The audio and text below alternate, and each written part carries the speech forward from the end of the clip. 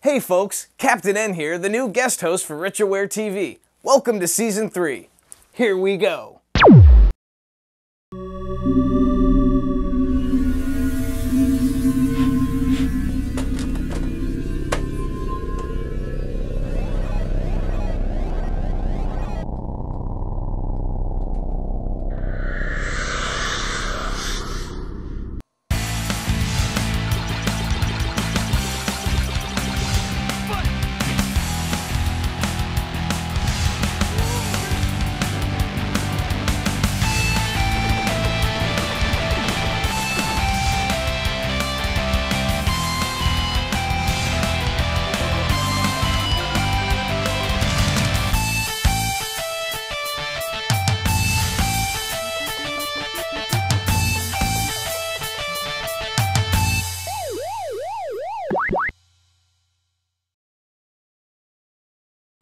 On this episode of Retroware TV, Ito and John are going to take a look at Gunstar Heroes for the Sega Genesis, a retrospective on gaming magazines, Alien vs. Predator for the Jaguar, and Deja Vu for the NES.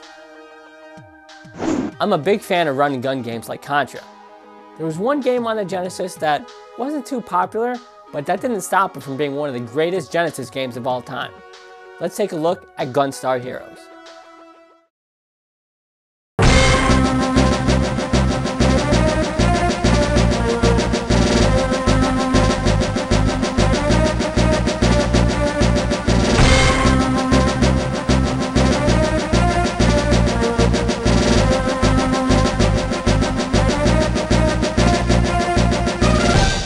Developed by Treasure, one of the most unique and innovative developers ever, Gunstar Heroes was unleashed to the masses back in 1993 for the Sega Genesis, and it was published by Sega.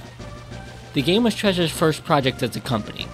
However, a number of the development team were programming veterans from Konami and had worked on games such as Contra and the Castlevania series.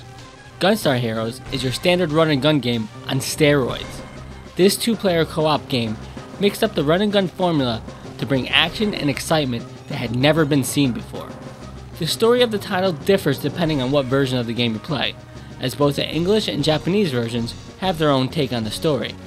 The one that is considered the correct one is of course the Japanese one. The story is actually quite extensive, so I'm going to give you a very fast version of it. World coming to an end, evil organization and God of Ruin destroying the Earth. Gunstar Heroes save the day, but the world is still pretty messed up. Gunstar Heroes take the 4 gems that power the God of Ruin and spread them across the Earth. Gunstar Heroes go to sleep for a very long time, many years pass and a new civilization is created. Some people try to resurrect the God of Ruin as they think he is some kind of savior, and while looking for the 4 gems they actually find the Gunstar Heroes and awaken them. Well, at least Blue and Red. Green was apparently freed earlier, has amnesia, and is actually helping resurrect the God of Ruin.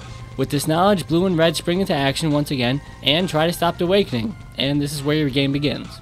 The game's frenetic pace and on-screen sprite count push the Genesis to limits not even thought possible on the hardware. By literally trickery through sprite usage, Treasure was able to make a game that was fast, furious, and graphically breathtaking.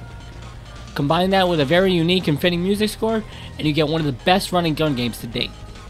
Sure, we all know action games where you run and shoot everything in sight, and while Gunstar Heroes does stay true to that formula, it gives your character a couple more abilities, like close combat melee attacks, which definitely wasn't commonplace in games of this type. In Gunstar Heroes, you had the ability to slide, throw, and jump attack your enemies with an easy and fluid control scheme. And while most games of this nature had a handful of weapons to obtain, Gunstar gives the player the ability to create 14 different weapons. At any given time, you have the option of carrying 2 different weapon types. If you're carrying 2 different weapons, not only can you swap between the 2 and use them individually, you could actually combine them. For example, if you're carrying a machine gun and a laser gun, you end up with a rapid fire laser gun. This is something that you might see in a shmup rather than a run and gun game, but it totally works for Gunstar Heroes. Gunstar's difficulty is probably best classified as moderate to hard. While first timers are sure to struggle in the later levels of the game, practice and repetition will get any gamer through the game. You start the game with 4 levels that can be started in any order. In each level, your goal is to acquire one of the 4 missing gems. The stage locales are varied in a way you don't feel like you're playing through the same stage, just with different obstacles in the way.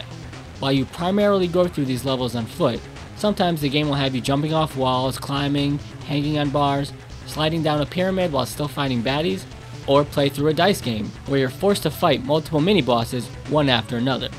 The bosses in Gunstar Heroes have to be one of the most unique in video game history. Treasure is known for its over-the-top, larger-than-life bosses in their games, and Gunstar Heroes is no different. Probably the most unique and infamous is 7 Force, a gigantic machine that transforms into 7 different bosses. It's innovations like this that make Gunstar Heroes truly stand out of the cornucopia of run-and-gun games that have been made through the years. Once you complete the core 4 levels, there is actually a good amount of additional levels to go through. But not to ruin it for people who haven't played the game, I'm not going to tell you why. Just know it gets even crazier from here. Gunstar Heroes also saw a port on the Game Gear that was released exclusively in Japan. This version of the game actually wasn't handled by Treasure, but it's actually pretty decent considering the hardware it's for. A few graphical details are missing and so are some of the sounds, but the game is fairly enjoyable.